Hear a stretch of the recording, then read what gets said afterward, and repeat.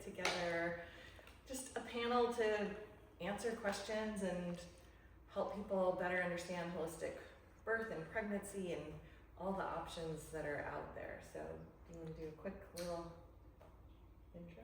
Sure. We host a new moms group, Yes. Carol and I. My name is Dr. Lisel. I'm a chiropractor in Solana Beach.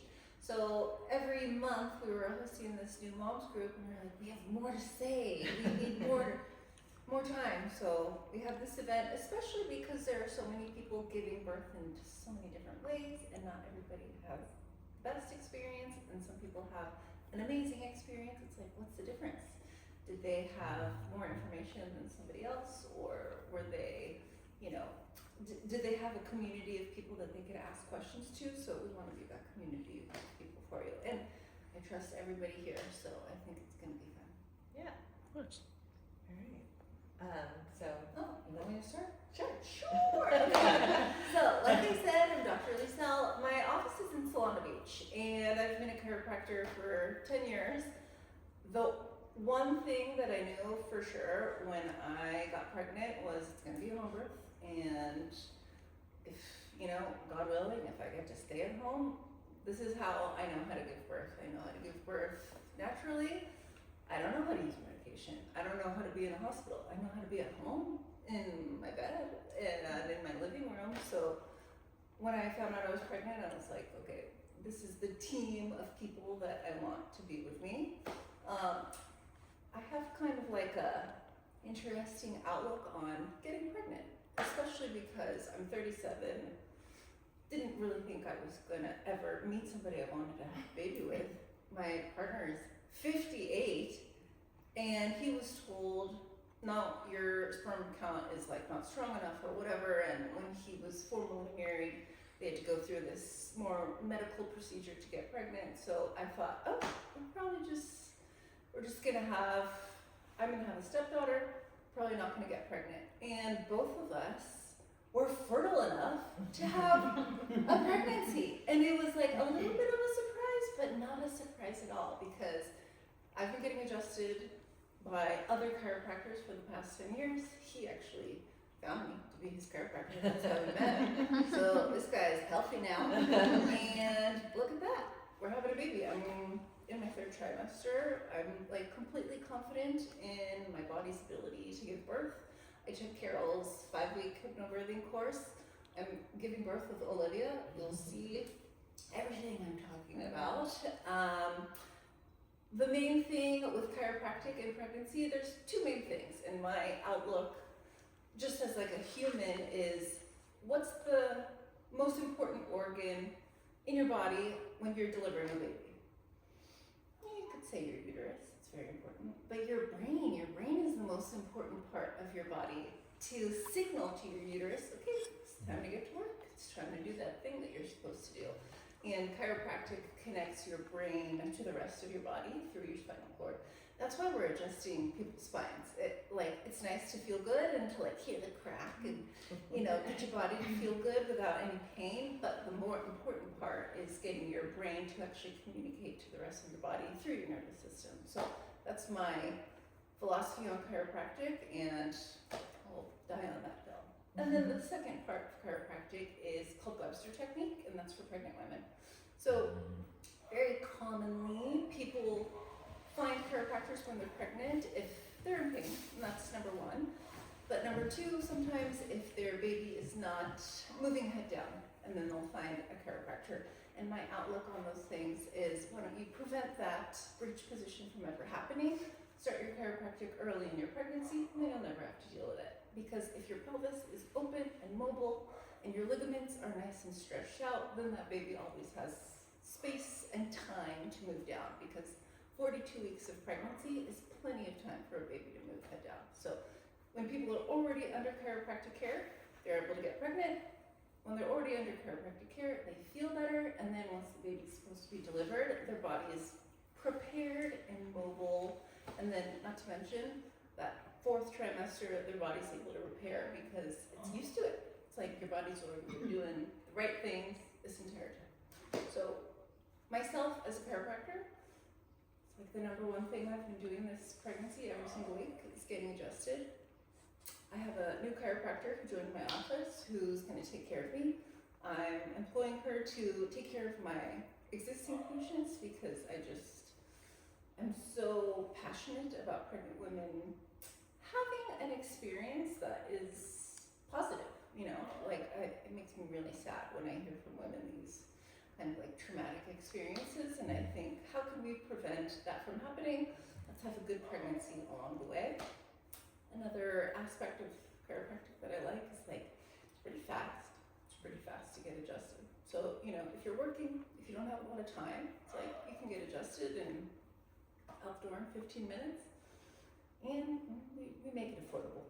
That's the other thing. It's like another principle that I have in my office is like, I want people to be able to pay for it. I don't want them jumping through hoops, going through insurance and stuff. It's like, if it's affordable, it's easy for you.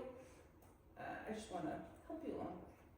So, you can always just hit me up on Instagram. It's the easiest, Dr. Lisel. And then our website is drliselewis.com. Thank you. Yeah. You're so eloquent and concise. Especially being pregnant, like, well done. Try to follow that. My name is Lanahan, and I'm one of the co-founders of Indigo Dragon Center, which is a wellness center in Leucadia. We've been open 18 years. And I think 18 years ago, I had a hypnobirthing class with Carol. And then, were you teaching? No, you were teaching at Dr. Byer's place. But I did teach it. And then you moved into Indigo, where I did my second birthing for my second one. I have 3 kids, 17, 15, and 7. I had my third one when I was 43. And all the experiences were very different and amazing. And I used hypnobirthing every time. I do chiropractic every other week and acupuncture every other week. So definitely believe in both for supporting pregnant women. I also have midwives in my office as well, so we see a lot of pregnant women come through. And acupuncture can really help with so many things. I think thinking of the brain and thinking of hypnotherapy, I also work with recovering addicts, and one of my favorite things about acupuncture, whether it's addiction recovery, pregnancy, pain management, is that it, I think, not only treats your symptoms, but treats your symptoms in the fact that acupuncture really helps to get your body into that parasympathetic nervous system, which is a lot about what hypnotherapy is about. So a lot of times we're like driving on I-5, we're like running from a tiger. So when you're doing that, your blood vessels are constricted, your pupils are constricted, and you're like in survival mode. When you're doing hypnotherapy and going into like labor readiness, and when you're wanting your body to heal from whatever you're trying to heal from, you want to be in that parasympathetic nervous system. So acupuncture really helps your body have a moment to learn to get into that. When you're in parasympathetic, your pupils are dilating, your blood vessels are dilating, you're getting optimal blood flow to all your extremities, to all your organs, to your baby, and your body's also able to relieve inflammation in your system. So it's so great for any kind of pain, headaches, helping to balance the hormones, stress, anxiety, insomnia, any and all of those things. When I was pregnant, I'm trying to think about, I had gout randomly with my second pregnancy, and it was so weird. I was like, I'm not drinking a lot of beer, but I do have a big belly. That's why I talked about and acupuncture helped, like, thank God, because I had like a 1-year-old that I was also running after, and all of a sudden I had this like really, and now I'm much more empathetic with my gout patients, that's for sure. So I was like, that is really intense, and acupuncture helped so much with that like random thing, like it was gone in 3 days. I also had a lot of like jaw tension, so I did a lot of inner jaw work with my chiropractor as well as with acupuncture, and the jaw and allowing that to relax is a really important part of, there's a jaw cervix connection. So kind of allowing those areas to open up and relax is really important. So that being said, acupuncture can very much help with labor readiness. Let me check my notes real quick. After you have 3 kids, you'll know that's, you know, that is eloquent. Yeah, and I think, another fun kind of thing with acupuncture, there's a happy baby, pretty baby point that we do at the transition between the trimesters. So in between first and second and third, and you can also do it kind of like 39, 40 week in there, and use a golden needle on a very specific kidney meridian point, and it's believed that it helps, kind of what I'm talking about, to like relax the nervous system, allow you to feel safe, and it supports happy baby, pretty baby. So that's kind of a fun thing that we do at those transitions. And then induction too. So there will be some acupuncture points that why you'd want to go to an acupuncturist who's trained in working with pregnant women. There's definitely some points, and all of us will learn this in school, that you're going to want to avoid during early pregnancy, but we can use those points towards the end to help induce. Come 37, 38, when you feel ready, you can start to do acupuncture to like help get you moving towards having that baby, you know, in that month. What do you call the month? Due window. Yeah. The window Yes. time. And my other final thing I'll say is that I have pregnant women come in, I have the big body pillow, we lay them down sideways, I'll work on the hips, I'll help with congestion, swelling of the ankles, all those good things. And most often, and then with Moxa for breech, we can also do come like 34th week, if your baby's presenting as breech, we can do a special technique with the Moxa to help turn baby along with Webster technique. It's an awesome thing to do. So the women will come in, get them lying down nice and cozy, often fall asleep and take a nap. Sometimes I think this with acupuncture, truly, along with many other parts of it, with recovering addicts, come in, pain management, pregnancy, whatever, you are literally forced, because you're pinned down, to lay down and chill out, you can't be on your phone, and take a nap. And I mean, my pregnant woman was like a 45-minute nap, and they wake up and they're just like, oh, that was amazing. Especially the ones that already have other kids running around. So I think that's like a big part of it. Like you are literally, you have to lay down and take a nap. So, yeah. Cool. And then if we have time, she's got some ear stats. So we'll do that towards the end. So I'm Carol Yeh-Garner. I'm a hypnobirthing mind-body childbirth educator. I've taught over 600 couples, and I had 2 amazing hypnobirths of my own. So I want to ask pregnant people and their partners, like, what do you think of birth? When you think of birth, what do you picture? A lot of stress. A lot of just, in my perspective, no, you can't do anything, and you just have to be there for support as best as you can. Probably some chaotic moments. A lot of people telling you what to do, because we are doing a hospital birth. Yeah. But yeah, trying to minimize that chaos. Yeah. I think a lot of medical intervention. I have a 19-year-old, and I was 19 when I had him, so didn't know much. You do what you're told, and this time around, I do organic skincare, and I live more of a holistic organic life, and I just want to do an at-home birth. So so excited to hear. What are your thoughts? Just like preparation, doing Yeah. things like this, getting ready to support her how she needs it, and getting a good team around her. Ariana? Well, Before you took my hypnobirthing, what did you think of? unchanged. Just, I think what's presented in media, basically on TV and things like that. But then luckily diving into people like my mom and my grandmother's birth stories, actually hearing calm, peaceful, like pain-free stories was like, excuse me? And then I got to learn even further, so. And yes, like I said, my mind has changed.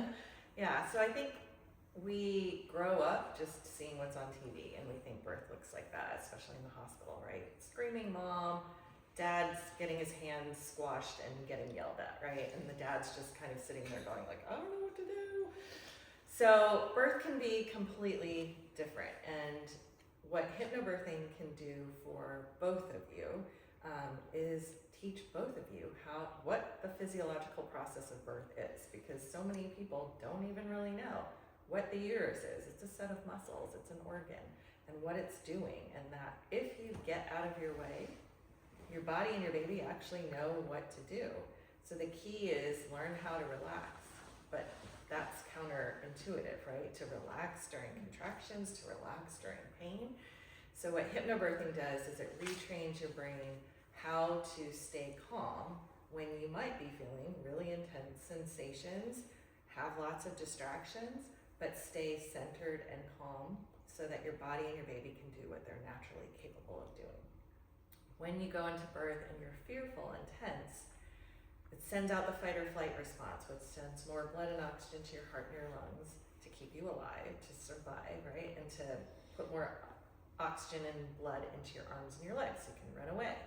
But your brain doesn't know the difference between an actual threat or just an imaginary threat. And if you're going into birth thinking, this is gonna be the most painful thing of my life, and I just, I don't wanna do it, but I want this baby, it could be, 10 hours, 20 hours, or my mom had this awful experience. If those are the kinds of things that we're thinking of, that fight or flight is gonna stay there. And that the first sign of any discomfort, you're gonna tense up, and then that puts more blood and oxygen to the heart and the lungs, and away from that middle layer of the uterus that brings blood and oxygen to those muscles and to the baby. So when you don't have enough blood and oxygen going to a muscle, you basically have a Charlie horse. I'm sure we've all experienced Charlie horses. I know you had your first one the other night. And so if you can imagine, that's pretty painful. And to have that happening every couple of minutes in your stomach for 9-15 hours, that's not anything anyone would really be like, yay, let's do this, I'm gonna relax, right? So hypnobirthing is gonna teach you how to get calm so that the fight or flight response is not released in the body, so that you can be comfortable, because when you're calm, blood and oxygen is gonna flow to those muscles, to the baby, and the likelihood that the baby is going to have a heart rate that looks funny, that's going to require an emergency C-section, is going to be significantly lower. And the thing I love about these classes is it's not anti-hospital, it's not anti-medication, it's all about true informed consent to have an educated decision so that no matter what happens, if you are having a home birth and you need to get transferred, or if you're in the hospital and you're like, I really do want the epidural, that maybe you got the epidural later in the game instead of immediately right when you get in the hospital. But whatever choices that happen are choices that you get to make instead of what you were saying, Riley, where it feels like people are telling you what to do. You get to be the expert of your body, and dads, you get to be the expert of how to support your partner. So the dads oftentimes leave classes just so empowered and confident to know how they can be there with mom in labor, so that you're not just sitting there going oh no, you're doing great, you're gonna be right there with your wife, partner, helping to support her so that she can stay calm and focused. And especially for a hospital birth, your partner's gonna be the one that's gonna be protecting the environment and making sure that when a nurse walks in, they're quiet, they're respectful, they're not interrupting, they're not talking about pain, they're not pushing interventions and those kinds of things. And a lot of the dads that have hospital births, they come and tell me afterwards that the staff sometimes mistake them and say are you in the medical field? Because they know the questions to ask, they know the lingo, they are, right there with the mom in labor. So the classes are 5 classes, 2.5 hours each, 1 class a week. And ideally you're taking the classes sometime in your 5th to 7th month. And that gives you some time to practice, because what you are really doing is you're reprogramming your brain so that your brain doesn't go to the default, which is what we see in TV and in the movies of scary, screaming mom, right? We need to reprogram the brain to realize this is a normal, healthy, natural process that you can stay calm during, and that requires practice and time and mindset work. You learn visualization techniques, mindset techniques, breathing techniques. You're gonna push a completely different way than you see on TV, and you learn all the things on how to stay calm during your labor so that you can just have a really beautiful, empowering experience. So, Just the rainbow relaxation. uh-huh. Yeah. So you listen to some audio tracks at night to reprogram your brain at night too. So that's me. I'm Olivia Knowles. I'm a licensed midwife. I work in a small, kind of home birth focused practice, but we provide care for people planning births in any location. I kind of got into midwifery because I thought I was going to go to medical school. And in undergrad, I was meeting with my advisor. I was super passionate about advocating for clients in pregnancy to, take charge with their nutrition and their care, have choices that really align with them and their families. And then just by some stroke of luck, my academic advisor and his wife had their first baby at home with a midwife. So he was like, you shouldn't go to midwifery school, which was very lucky that I met them and they shared that with me. Midwives care for generally low risk and healthy normal pregnancies, and that's what we see for most of our home births. But kind of as we've been discussing today, regardless of where you want to give birth, taking the accountability to take charge for the health of your pregnancy benefits you regardless of what happens. Nutrition is super important and really taking care of your body. So everybody, advocate for everyone to try to go to chiropractic and do acupuncture. Definitely do some kind of childbirth education, and then hire a doula if you feel like you need some extra support, especially for hospital birth experiences. You kind of have an extra guide. I always call a doula a tour guide in a new city. They're gonna be this is normal, this is a block we're not gonna go down, and they can kind of build the space for you, but you guys are ultimately responsible for everything that, happens, and that doesn't mean that if something, bad happens, it's your fault, but you've really advocated for yourself to be in a great position. So, I think that's all part of midwifery care, is just trying to get you to think about your pregnancy holistically and how you can use those tools to have a great birth. We also really do a lot of postpartum care. So if you have a home birth, we come and see you day 1 after your baby's born, day 3, and then a couple weeks postpartum. But we also do postpartum care for families that have a hospital birth, and you kind of get discharged and you go into parenthood without a ton of care. You're gonna see an OB or a provider at 6 weeks and potentially take your baby to a peds or see other providers. And so it's really nice to kind of have that in-home support and a little bit more of, a medical eye on what's going on, but we're also very natural and holistic. I was kind of trained by a midwife who was a homeopath, so we use a lot of homeopathic remedies, and just trying to keep things as natural as possible with nutrition. If we do home birth, like I said, but also kind of doing pregnancy visits for people planning hospital births, trying to get education on how they can advocate for themselves, and then like I said, kind of one-on-one postpartum care in home and in the office if you are needing a little extra support after going home with baby. Cool. Thank you. Oh gosh, incorporate everything they just said. Yeah. My name's Valerie, but everybody calls me Val Peterson. I'm at 25 years as a birth doula. I have done postpartum too, but birth is where I get the job done. It's my jam. Kind of like Olivia just shared, I had a healthcare background. I finished San Diego State with child and family development with an emphasis on early infant toddler development. And I'm from San Luis Obispo, found myself up there and was working for San Luis Ambulance, fell in love with patient care and loved the using your brain aspect of it, just a nerd with the medical side of things with overall patient care.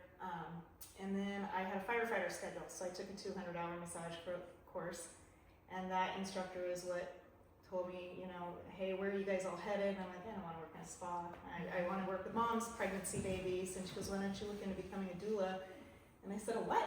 And she's like, a doula. And from there, I went on and did my first, you know, certification up at Dominican Hospital in Santa Cruz. And over 2 decades now, I'm still in touch with that instructor. She owns it was the Sierra Childbirth Institute up in Sacramento, but it's now the Sierra Doula Academy. And she does trainings all over, and knows Penny Simpkin, who's you know, she's what would you call her, a trailblazer for birth, and was a physical therapist and everything. But yeah, so then I was finished the ambulance. I thought I was going to paramedic school, Daniel Freeman at UCLA, and then got back to San Diego and to try to finish the certification. Up there was not really the avenues to get your 3 births in the 2 years and do your paper and read a book and get your actual certification. So I was thinking, while I was living in Santa Barbara, I'm like, maybe this isn't supposed to be for me. This is becoming hard. I'm not getting to finish this. And then I talked to a midwife whose daughter was a midwife at UCSD, and got introduced to Catherine Miller, who's a home birth, and she was in North County for a long time, is no longer here. She passed away a few years ago, but I got to assist her and shadow her. She had delivered a number of my friends' babies, and then I started Hearts and Hands down at UCSD and just got to see all sides of it, and I got into Grossmont's respiratory program instead of the paramedic route, and finished that program. And I went to a very busy NICU here in San Diego, and it was there that I saw, I mean, it was amazing on the clinical side of the experience to see it. You could go to 8 to 10 births per shift, and so on that side I was getting so much experience, but there were so many interventions in the hospital side of things. That is where my defining moment came, that I'd see so many amazing births, home birth, I've assisted, and saw like the powerful experiences of those experiences. And I considered going through the midwife program at one point too, but I realized for me personally, I could serve more people who felt safer having a baby in a hospital, and saw the experiences of which hospital, the politics, which places, what childbirth education classes were being done, what was happening on these, like you said earlier, how come some people are having such amazing outcomes and positive experiences and other, you know, the extreme opposite. And so that's where my journey really took off and where I'm at today. But incorporating what they have all spoke about, whatever you do, one thing I will say about hypnobirthing, in all the years of whether you take a hospital class or there's so many, there's what hypno, the happy baby, there's No babies. Bradley, there's all of those informative, and but one thing I will say, that all the years when I finally met Carol and sat through a whole series, I had more and more when I built up to 17 births, 26 births a year, and then all of a sudden I'm like, where are these interview questions coming from? What's this philosophy going on? So I need to meet this person, and I went and sat through her class. And I was like, okay, I understand it, because now more and more, let's say you take 26 births a year, 2-3 births a month, those people that were taking that class in particular, no matter whether it was unmedicated or they went in saying, I'm informed, I don't do pain, I want the epidural, and then they were finished, and then they went into labor and they had an unmedicated birth.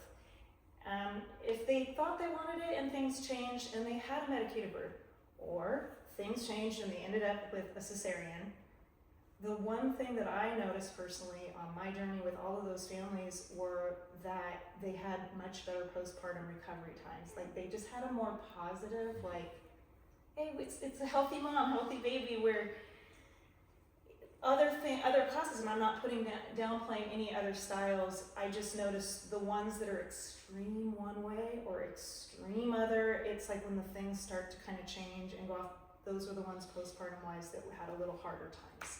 For me, that's what I've watched. So, and then acupuncture, don't even get me started. I've had a couple of breech babies to, I'm gonna have to go in for an induction, and then their water breaks 24 hours later, go in, and then the care.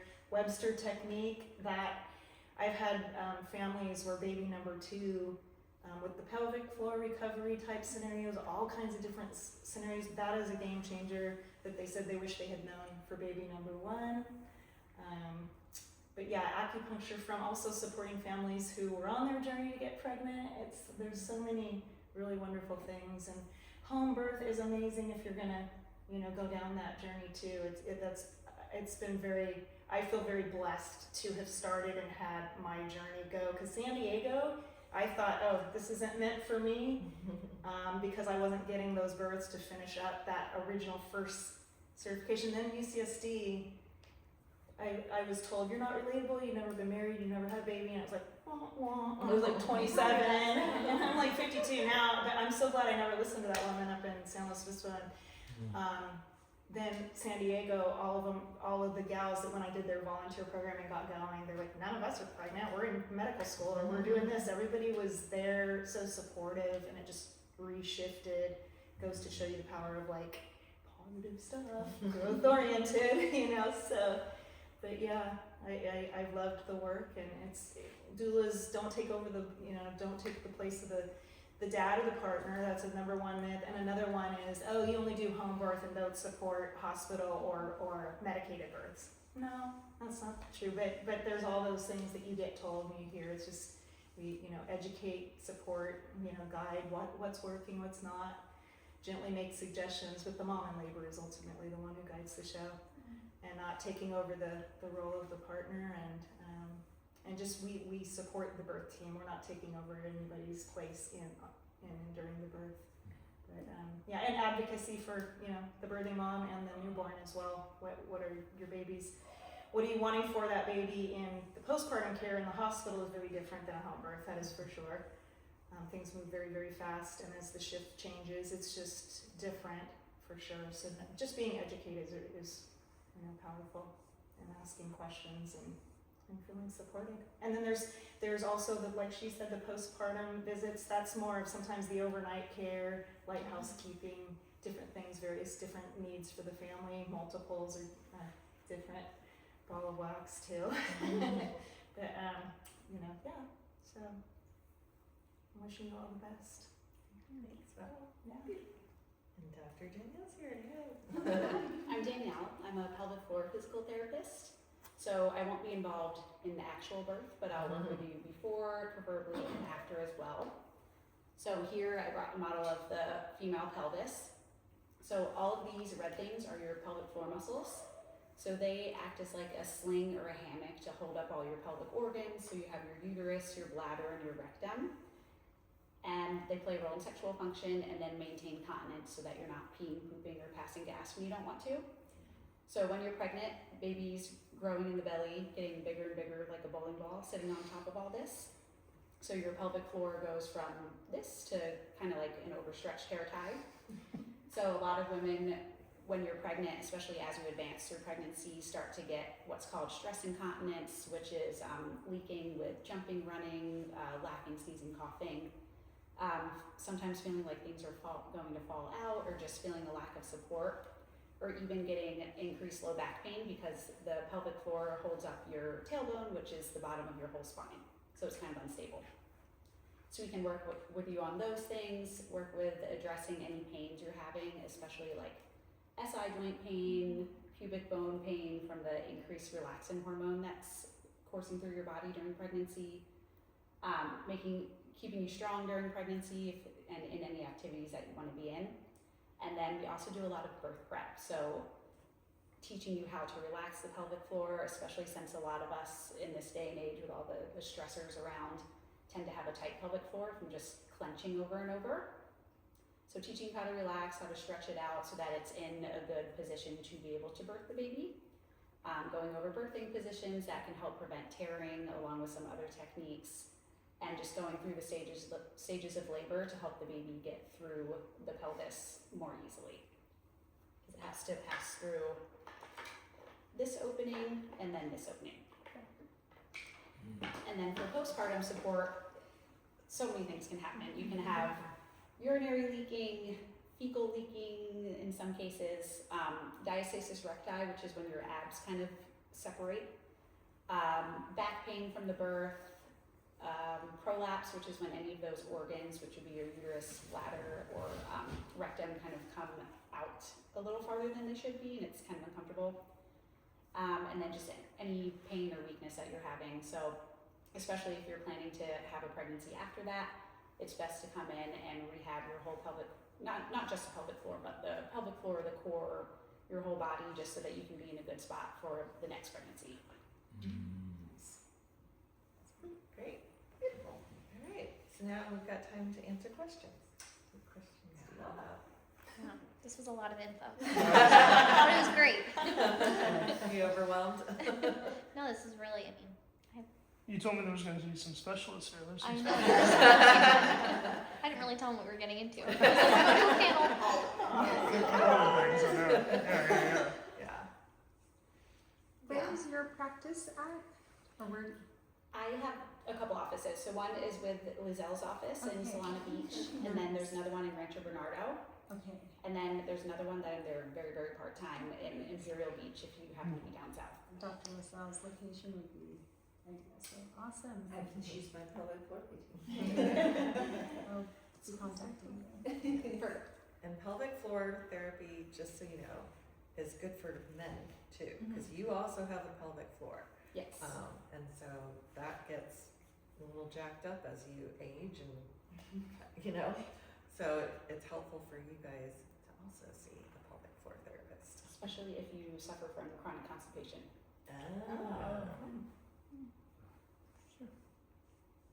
have a question. I believe it was for you, Ashley.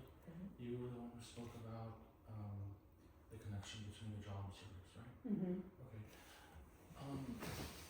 As a male, I don't have a cervix, but is there a similar connection that I could work with, so I can empathize better? So you can Empathize better, because I like to try to imagine in my body what she's experiencing, so it's better. Yeah, I treat a lot of couples as they're going through pregnancy together. I have a young man right now who's empathizing by gaining quite a bit of weight alongside of his partner. So just helping, I think, to relieve like some of the stress and anxiety, which often can kind of come into the jaw space. So. But is there an analogous region for the male, analogous to the cervix? I'm not sure. It's a very specific I was question. trying to think that. Yeah. Honestly, I would think like, Perineum. like anal sphincter. Maybe. Yeah. Okay. Something to Yeah. look into more. What do you think, Danielle? Yeah, I guess it would be just like the perineum in general, or yeah. Mm-hmm. Okay. Yeah, it's a good question. I could do a little more research on it from a meridian point of view. Yeah. Cool. Yeah. I just have some general concerns about postpartum depression because I do feel like my mom really suffered from it. And so I have heard that it kind of runs genetically sometimes. And so I know that we talked in the support group that there's not like a direct link, but you are seeing a trend of if there is medication involved sometimes or a C-section, sometimes the postpartum is worse. So that's why I am steering more towards a natural route because I really want to avoid that. But I guess just any feedback you guys have on things you can do and trends you see. I feel like, so we talk a lot about like prepping for the birth, which is super important, but prepping for postpartum is arguably more important. Thinking about like who can come to support you guys and who you really trust, and having ways to communicate between the two of you, being like, this is starting to not be normal for me, or like, I'm honestly just like weepy today. There's nothing that's like upsetting me, but I'm just upset. And hormones do change a lot postpartum, and so we don't want you to get like anxious if day 3 you're like, why am I crying all day? That's really normal. But thinking about how you're going to support like your life, who's going to take care of the dishes, if you guys have pets, who's going to take care of the pets, are you going to want your like mother and mother-in-law to be there or no? Like, how are you going to set those boundaries? Because that's really important. And like continuing the care for yourself is super valuable. Baby takes everything from you, like for better or for worse. And so if you aren't eating, if you are really prioritizing like doing the laundry when baby's sleeping instead of resting. It's like, the best analogy I have for postpartum is a cold. And so like the more you push it off and like are just like, whatever, my throat hurts, it's fine, I'm just gonna go to work, it's gonna linger. But the more you like sit down, really rest and recover, you are way more better prepared to take care of yourself and baby. So it's a lot of hard work, but continuing that consistent like care for yourself and finding people you want to go to postpartum, like a very gentle walking routine to kind of help your mental health. Those are all super important. And you can kind of like proactively find your team of people. There's also great postpartum like mental health therapists that focus specifically on this that you can just have in your back pocket for if things start to get stressful. Yeah, and I would also say, I just did a visit with a gal that I was at her birth. He was 3 weeks old, and the first 12 weeks, it's like your life also honoring before you had that baby, and all of a sudden it's a huge transition. It's not the same as just the two of you anymore, or the three, or wherever you're at, if it's baby number 1, 2, or 3, or whatever.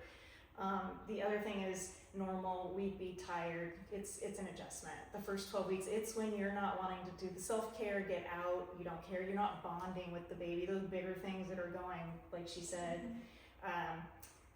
You're not accepting the help too. That's one that I've seen, or someone just the real honest reflection of, this is really not me, and I'm not wanting to take care of this baby. Yeah.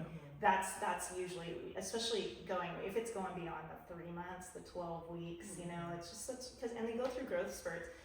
The sleeping, you're gonna have people tell you, do this, do that, don't do this, don't do that. Make it your own, it's your baby, and it will all be different. And also breastfeeding, it's all different. You can have one lactation consultant, you can leave the hospital. Oh my God, it's that my milk didn't come, I didn't have this, I didn't have that. Yeah, you did. It was you were producing milk around week 8 to 10 in development. How much, you don't know, and it takes, everybody's a little different. But the other thing is, I saw this analogy for somebody who's retired now. I forget where I saw it, but it was the woman I just saw, she said, I think he's sleeping just a little longer at going on 3, and I go, well, they go through a great growth spurt at week 3. Just when you think you got it down, again at 5, then again at 7. So those first 12 weeks, hang on tight. You can do it, you got this. But they showed a picture of Cheerios, I think. It was all lined up. And then it was like blueberries, all the different sizes. And I loved it because she's like, if somebody tells you, oh, they cluster feed, and they know every 2 hours, oh my God, the baby slept an hour longer. If they're sleeping a little longer and if they're peeing and they're pooping and they're gaining weight, you're doing something right. So if they sleep an hour longer, oh my God, it's gonna be okay. Yeah. You know, so. Do either of you two do placenta encapsulation? Yeah, I mean, I personally don't because I live in a small apartment, but our practice does, and that's something you can consider. They will let you take your placenta from the hospital. You don't have to say you're going to consume it. You can say you're planting it under a tree, and then it's just easier to get the placenta out of the hospital. But sometimes that helps with like replenishing your hormones. It also is like a natural, iron supplement. It's just like a desiccated organ. So that can really help if you have a little bit of blood loss postpartum and you're trying to get your hemoglobin back up. It really helped me. I used it. Yeah. And I really liked it. We also make a tincture of the placenta that can be used for way later in your life. Like I've had clients, they use it during perimenopause and menopause when like kiddos are going to like school or camp for the first time and you're kind of having emotions about that. But I have not for any like reason necessarily. I think everyone should just take their placenta and freeze it or put it under a tree. Or Evidence-based. It is really interesting. I wish they would do more clinical studies on the medical side of it because you will get some, especially OBs, that will say it's an ingestion organ and do you really want to put it? Do you want to do it? So you can have that kind of attitude, and then you're like questioning, oh, maybe that we shouldn't do it. But there's nothing. And on the flip side of it, I've seen good things with it too. Our whole philosophy is really just leaning into what feels right, like especially early in pregnancy you might have been like, I am not eating that salad. Like, that was probably a good thing that you chose not to eat the salad. Sometimes the placenta pills like just don't work for people. It makes them feel really like have a lot of anxious energy or like a little too much energy for 5 days postpartum when you're supposed to be laying in your bed. And you don't have to use it, but you know, It's an option. you might as well And use if an organ you- girl. If you can't take yours home, I think Ancestral Supplements has beef placenta Oh, yeah. pills. Yeah. I think the last time I saw that I mean, they're pretty, now that you don't have as hard a time asking for your placenta.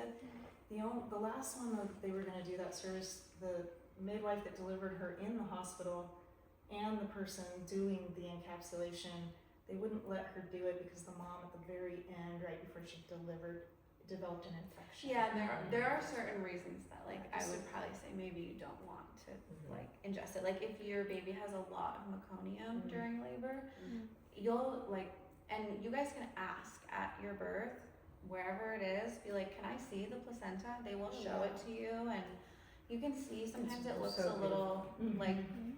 icky, and maybe you'll be like, I'm just gonna take it home and put it under a tree.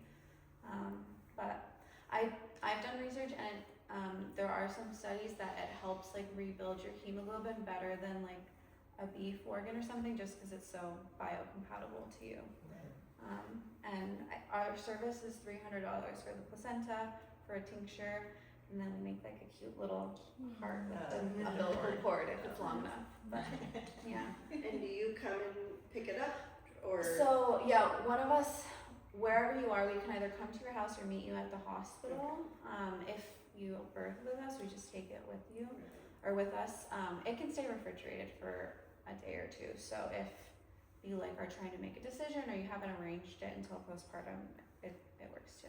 So I guess like if An I'm ice delivering in a cooler. hospital, I should bring Yeah. my little Yeah. placenta ice chest. Yeah. Yeah. Okay. Exactly. And Separate from Or have your friends Yeah. come and use it and bring it. Okay. something like that we talk with everyone about is going to the hospital. Like we've been saying, you guys are the keepers of your care, and going in there, regardless of how you feel about, you know, medical providers or OBs or being in the hospital, kind of killing them with kindness and being like, hey, this is what we want. We're really excited to be here. Thanks for supporting us.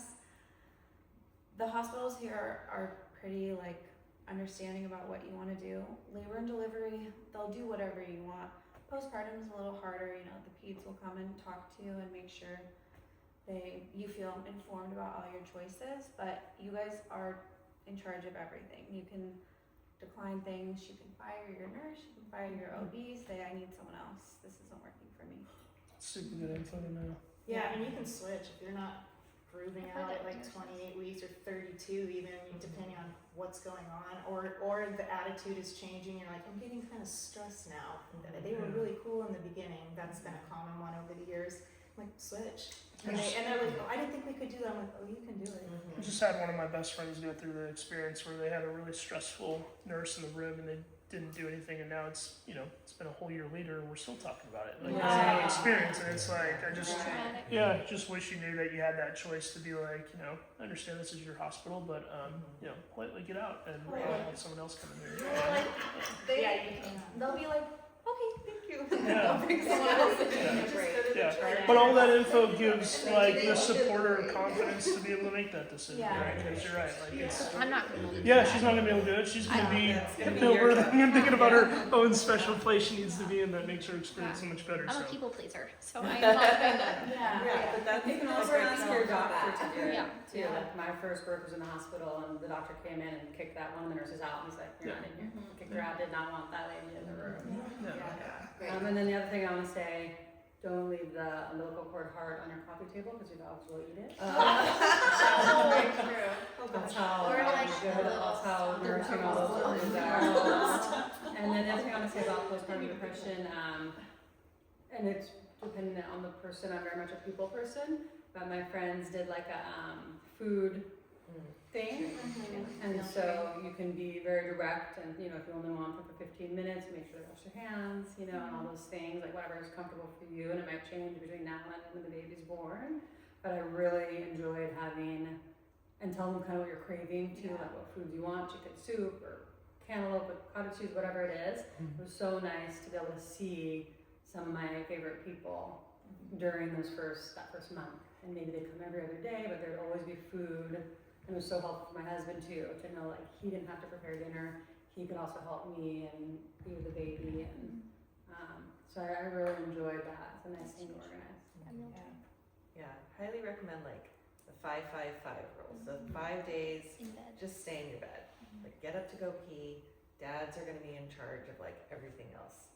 Housekeeping, all the things, meal planning.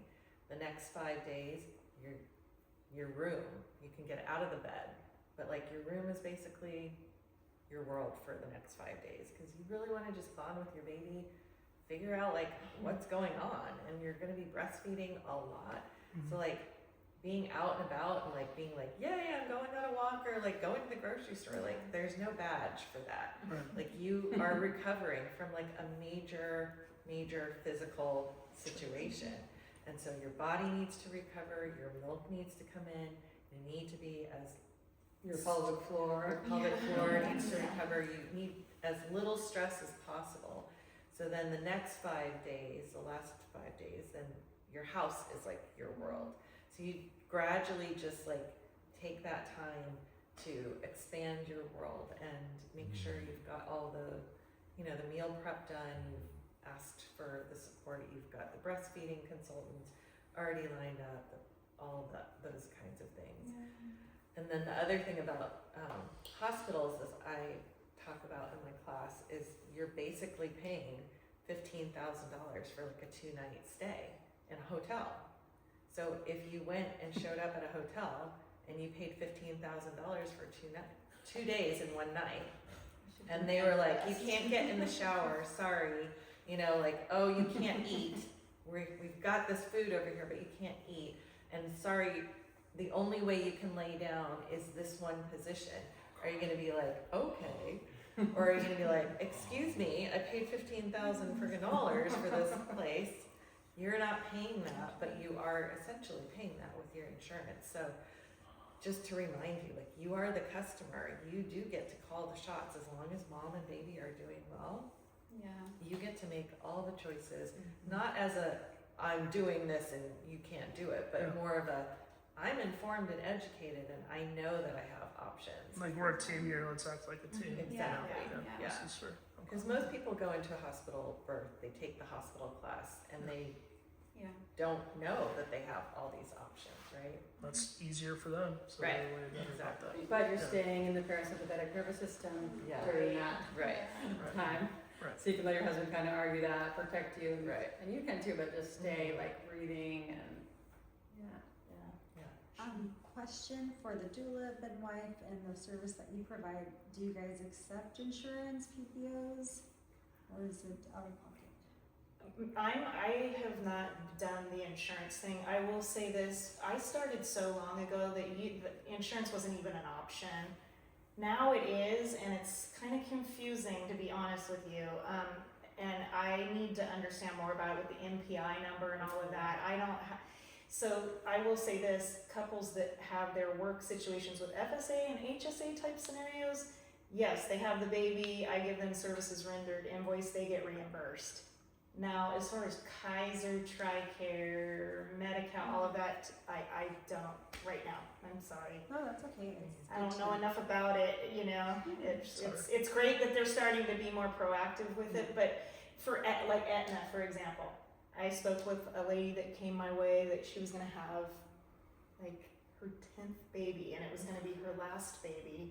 She had in-care, insurance, I don't know all the lingo, but it was like she had provider in-network, out-of-network, great insurance. She gave me all her information, so I called Aetna to try to understand it. And the lady told me, she said she does have great insurance. She said, however, you have to wait till she has the baby. They have to get the bill from the hospital. She has to get the right coding from the hospital, turn it in as a bill to the insurance company if it gets approved. We look at Southern California, and if it's approved, we can approve your fee up to 60%. So for me, it doesn't work for my business model. So that's just me personally.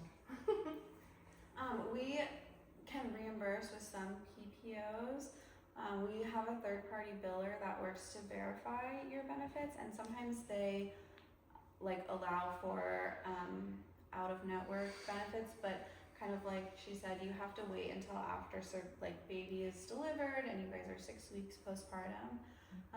But we work with the biller so you guys don't end up having to do all of the like heavy work of talking to the insurance and doing all the billing codes. And they can do a verification of benefits before you even start care to see if it's something that would work. Awesome. We can't, like, they can't promise that they reimburse you, but obviously you're paying them, so they're really incentivized to get you reimbursement. And we've been able to do that sometimes for like exclusively just prenatal and postpartum care if your plan says like a home birth is not covered, or sometimes they don't cover licensed midwives.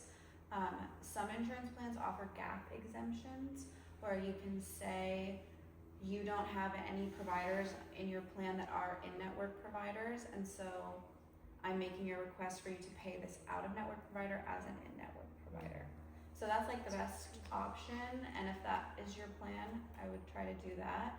But I can send you the link for the biller. It's the same for all midwives in San Diego, so even if you worked with someone else, they would probably be able to bill for your services. And I do know too, just from another project that I'm working on currently, you can go on to Doula Match.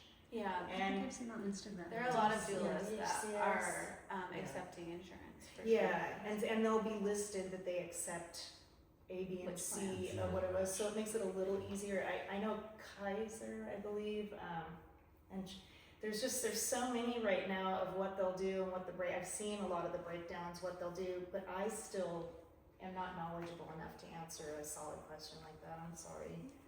Thank you. What about you, Danielle? Oh, yes, so if you have a PPO, chances are you have out-of-network reimbursement. I pay for a system that I can run your benefits for you, as long as you've met your deductible, which having a baby, you will. And then you'll be reimbursed a percentage, which is usually 50 to 80%, depending on what's in your plan. So then you'll pay for the services, I'll give you a super bill right after the visit, you'll submit it as a claim, and then they're supposed to reimburse you within 30 days. Awesome. Thank you. How soon after giving birth can you have services of pelvic floor, acupuncture, and chiropractor? So pelvic floor, as long as there's nothing funky going on, like I'll see you as soon as 3 weeks after. The 6 week like postpartum check with your OB, if you have an OB, is kind of just an arbitrary number. So you can come in before that. You could do acupuncture really as soon as you wanted to, but I would probably follow the 5-5-5 rule in terms of coming into an office. I feel so lucky when a lot of times I'll see pregnant women and won't see them again until they need the happy baby, pretty baby point, 3 years later. But I love getting to see my pregnant mamas and the babies, and I can usually work it out to come in and have baby like lay with mom on the table, or baby will just be sound asleep and we can do acupuncture, and baby wakes up, I'm happy to hold baby and walk around. It's like my favorite thing. We say as long as you can walk. So I've had people come straight from the hospital. I adjust mom, I adjust baby. I've gone to people's homes, adjust mom, adjust baby. I've adjusted people in delivery. In labor, Yeah. So you'll adjust babies? Yeah.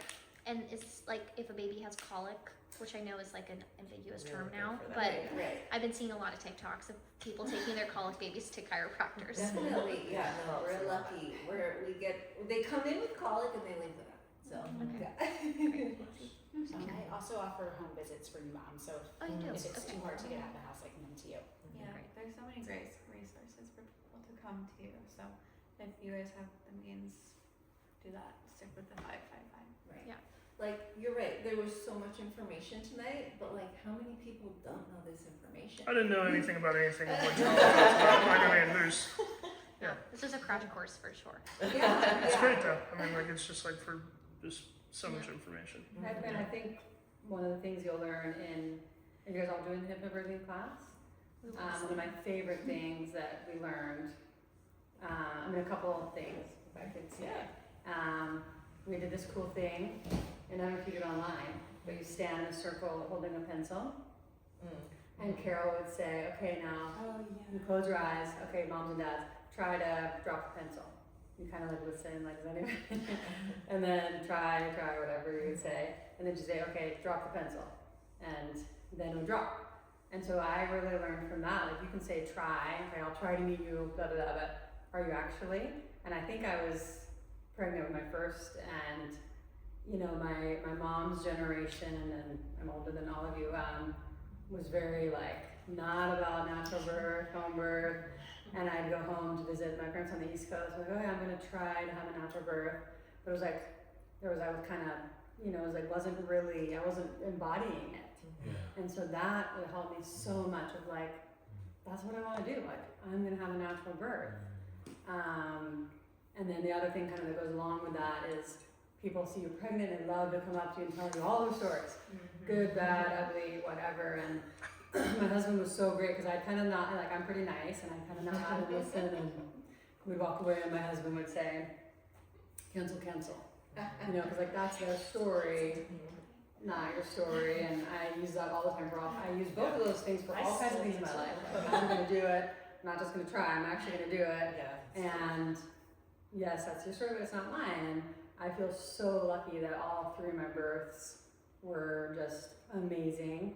And I have like the most drug-like memories of these births. It's almost like time slows down, it speeds up, it's slow motion, and your body can produce on its own all of the drugs and better than any hospital is going to give you to make things easier or whatever.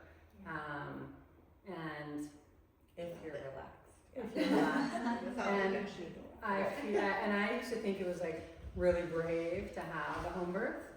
I was 43 when I had my third one, and unfortunately I was planning a home birth in the water, like my second, and we went and acupuncture, all the things, and you can't go past 42 weeks anymore in the state of California. Plus I was 43, I was already pushing all the limits. So 42 weeks in a day, I went into Scripps La Jolla, and I did very low drip Pitocin for the first time, and it was pretty intense. And so now I think actually having a hospital birth is a lot more brave, because that Pitocin was way more intense than my natural births had been. And it probably could have been, who knows why, but it could have been a combination of things. But I think, I think there's so many great, amazing options to you. And it's not like the movies where you're like screaming and your legs are blah, blah, blah. Like, it can be whatever story and you want to create, you know, just, you can do it. Well said, yeah. I have a question for chiropractor and acupuncturist. My question has to do with my wife who had a pelvis injury 17 years ago, and so it's not something that really impedes her life, but sometimes she'll feel it, and it was a pretty serious damage. It was like a heavy shock to her pelvis, and so before her first pregnancy, we were really concerned, and we didn't know if that was just all going to go haywire at the time of delivery. We were in a small town, we couldn't get an orthopedist to see us in time, and it was the main reason we decided to have a hospital birth. Otherwise, we had it at home. But the question is, well, at the time we had the birth. We talked to the nurse about it. There was no OB yet, and she said, "No, I delivered fine with like pelvis problems. The pelvis injuries don't have much connection to whatever action's going to take place when she gives birth, something to that effect." And so we've now had 3 babies, no issues, but I kind of want to get like a different perspective on this. Should we be proactive? What's the connection there? Just whatever perspective you want to share on that specific issue. I think there's always some kind of healing and repair that you can be proactive with, whether that be soft tissue like the muscles or the actual joint itself, or even just like the posture of the pelvis.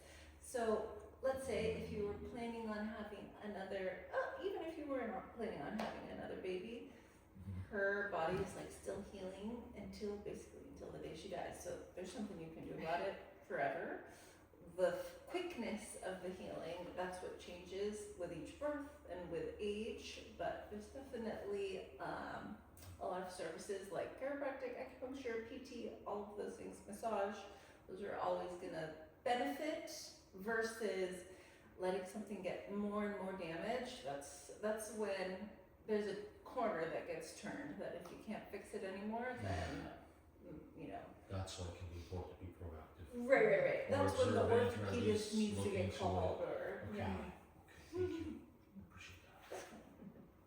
Yeah, I would say just along those same lines, you know, especially if there's some kind of trauma connected to that. I was kind of emotional trauma. Okay. What meridians are being affected, and just making sure that, you know, is she having issues down the meridian? Is she having neuropathy on the foot on one side? Like, what can we do to make sure that the chi and the blood are flowing efficiently? And can we help release any old patterns energetically? It could be related, so it'd be interesting to get her take on that. And yeah, is she pregnant again? No, the thing is, she I don't know if you'll have time afterwards. She might want to talk to you on the phone because I think what you're talking about with the trauma, it might be relevant. So I'll talk to her, see if she wants to open up. You all will also get a text afterwards tomorrow that has all of our contact info. Okay, just gonna ask that. You heard me asking? My question for you, Carol, I'm about 15 weeks, so I need to plan for our visits, but is it only online? Okay. Yeah, I do my classes online. There are in-person classes that I can refer you to if you prefer that. But I used to teach in person. I actually like teaching online now because you just get to, like, you can have dinner during the beginning of class. You don't have to rush, like, you know, to a class and then have to drive home after you're super relaxed. When you do the, you know, the relaxation, deep hypnosis, like deep relaxation hypnosis stuff, like you're just in your couch, or you can even lay on your bed and just get super comfy. And then when we're done with class, you can just like relax and you don't have to travel. I know. Just go and practice right away. Yeah, I exactly. haven't thought about that, but that's like, I think like an aspect that I really appreciate about hypnobirthing is like creating this whole space for yourself physically and mentally, and that is like very smart that you would do some of these practices in your own space. And I think that would be powerful. But a lot of families kind of pick and choose, like they'll do an in-person class, they'll do an online class, they'll pick a book that they're going to read, and so you can kind of like pack your toolbox with lots of things for labor. Yeah. We liked doing it online. I thought, oh, she's our friend, I want to do it in person. First of all, it was almost like watching a podcast, and that was cool. And then it was a cool test of like, okay, we're at home, it's just Greg and I. Like, are we able to do this hypnosis? And yes, we were. So it was like immediate feedback, like, yes, I am hypnotizable. And I'm doing it at home. My only hang up is I'm like, can I sit at a screen for 2 hours and not bird walk? But There's so many fascinating things that you're learning, and you're doing hands-on stuff together throughout. And like, my husband loved it and learned so much that I feel like you're just so engaged the whole time, because you're just like wanting to absorb all this wonderful information. Yeah, So it's pretty interactive. Yeah. Like, I'm talking a lot, but then there's breaks where you're practicing and learning some of the techniques, and then we do some hypnosis, and then you watch some videos. So it's not just like you're just like sitting there, and I'm just like blah blah. Right. You know. My favorite part was seeing my partner like change perspective through the 5 weeks. It was like, oh, you're getting just as much out of this. You know, it was like very sweet. Yeah. My first two are 18 months apart, and we like literally did it, and then we like soon did it again because we were like, let's do it again. The more hypnotherapy, the better. Yeah. You said 15 months? They're 18 months apart. Oh, 18. Okay, Irish twins. Any other questions? I have a question about the placenta encapsulation.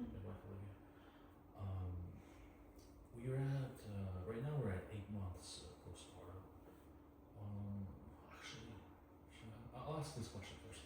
And so we don't have a placenta that we kept, but we have a placenta from the second baby that's 3 years old in the freezer. It's been frozen. Some Yeah, people we will used still some of encapsulate it. it. We kept some of it. Mm-hmm. So, first of all, at 8 months, and maybe, I don't remember what the timeline is of like full recovery, but at 8 months, is there still anything happening in the body to focus on, to observe as far as recovery? How would taking placenta pills help that? Yeah. And then the other question is, what do you think about using the 3-year-old placenta? So I think, I mean, like I said, one of the biggest benefits of the placenta capsules is like just iron support, and it has good minerals too. That's just important generally for recovery, and I think at any time postpartum it would be helpful. Even 8 months? Yeah, There's still definitely. something recovering in the body at 8 months? Yeah, All right. certainly, yeah. I mean, even like at any stage in like a woman's life, I think it is positive to take it. I would say, I'm sure other people have encapsulated an older placenta, but it would just be up to you guys if you're comfortable with it, and if the encapsulator usually looks at it to be like, okay, does this look like it has something funky going on, or like smells different than normal, and they'll be honest with you and be like, I don't think we should encapsulate it. We don't But- encapsulate though, we just eat it straight. I mean, it's kind of like if you have a piece of fish in the freezer 3 years old, like, where you can eat that. Some people do, some people don't. I would probably, if it was mine, I would probably tincture it and use it more homeopathically. Like I would just take it like a drop or 5 at a time, And that way energetically, and you're then save it for perimenopause. Yeah. That's cool.